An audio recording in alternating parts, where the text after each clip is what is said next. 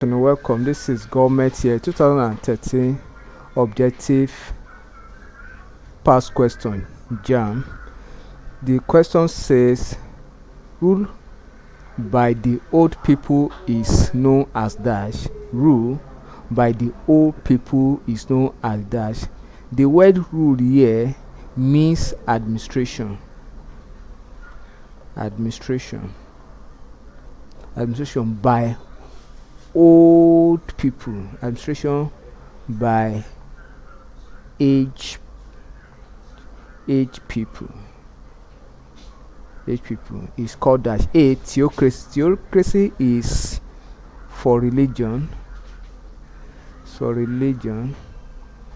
The monarchy is by queen or king or queen. Then gerontocracy is by old people. By old people. Then feudalism is between serfs and masters. So option C is the correct option. Kindly subscribe for more.